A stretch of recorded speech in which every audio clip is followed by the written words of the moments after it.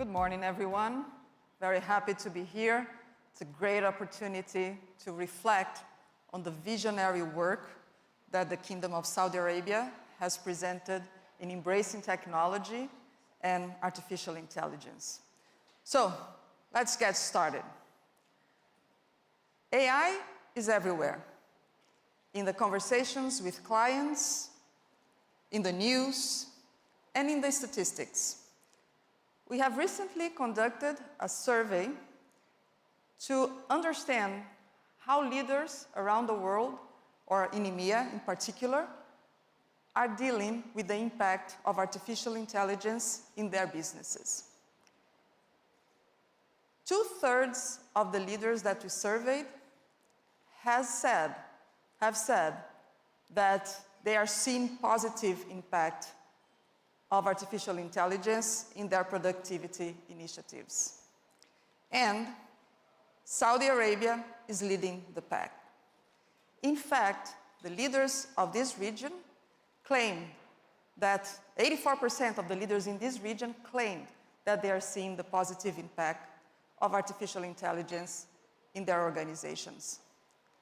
I wasn't surprised when I saw those numbers. This is really the result of how the vision that has been created for the region is being embraced by the organizations here.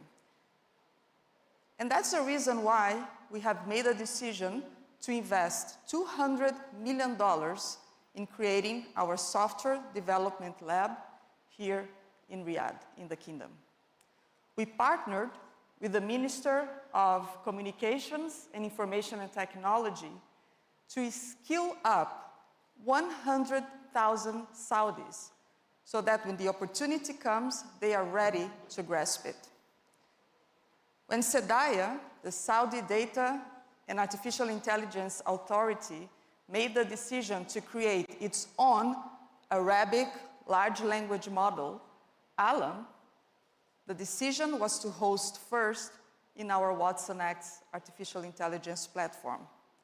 So these are great examples of how we are partnering in the country to deliver the promise and the capabilities of AI in a way that is not just looking at the technology, but at the people and the expertise. Now, while we are seeing a lot of progress, there is still opportunity to do more. In most of these responses, the benefits are coming for primarily operational efficiencies. We believe that the true potential of AI, the value that it can really unlock, is going to come from transforming business models. And this is not because of lack of innovation. Actually, I would argue that generative AI, the most recent version of artificial intelligence, is the fastest adopted technology in the history. Just to give an example, when the iPhone was introduced, it took another 10 years to have 10 million apps in the Apple Store. We are now projecting that by 2028, we are going to have 1 billion new apps introduced. 1/3 of them with agentic nature. So it's not lack of innovation for sure. So what is holding us getting the ability to explore the full potential of AI? It's really about adopting a systemic approach to it. One that embraces a pervasive implementation across the organization, one that integrates silos, one that moves from just experimentation and isolated pilots to corporate-wide adoption.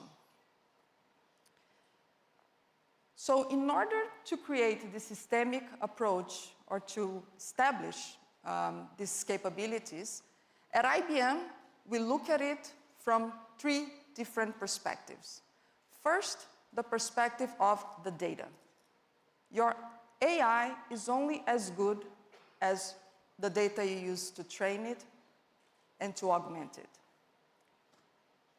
We project, or we assess that only 1% of the data that is today residing in corporate applications, in their own data centers, is being touched by artificial intelligence. So imagine the opportunities that are going to be created when we expand this reach. Corporations have complex environments with multiple different technologies that need to be integrated, that need to be orchestrated.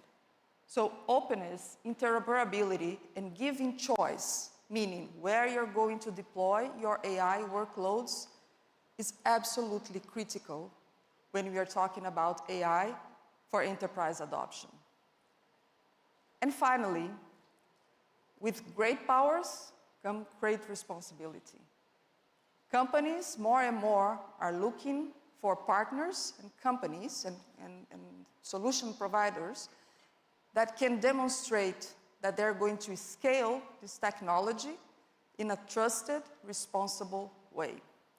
And that requires orchestration capabilities, security at the core, and governance approaches that allow them to encode in these workflows their guidelines, their principles, because with the speed that this technology evolves, you cannot consider security and governance as an afterthought.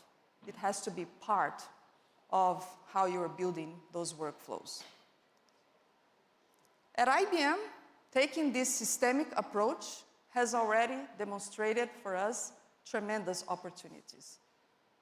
By the end of this year, we are going to achieve $4.5 billion of productivity savings by the implementation of artificial intelligence.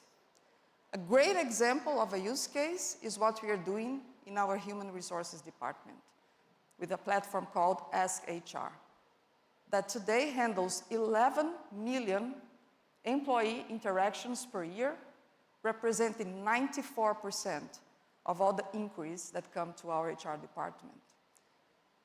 And while this brings tremendous efficiencies, on the other hand, we are seeing improvement from our employee base with our HR department, with an NPS that moved from 19 to 74. And it's not just about bringing productivity.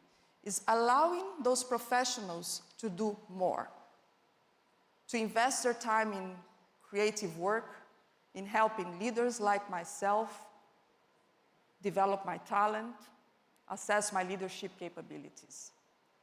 Now, while it gives me a lot of pride to talk about what we're doing at IBM, I'm even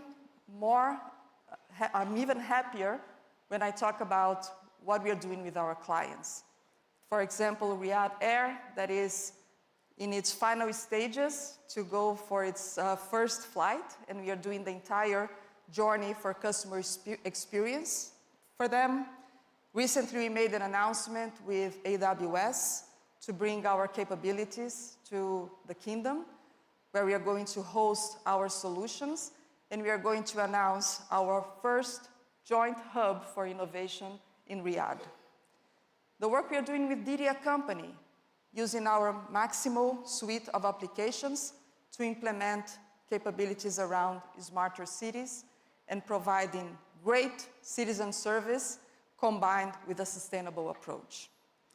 So, to conclude, these are great examples that when you integrate vision, technology, and expertise, the opportunities are boundless. Thank you very much.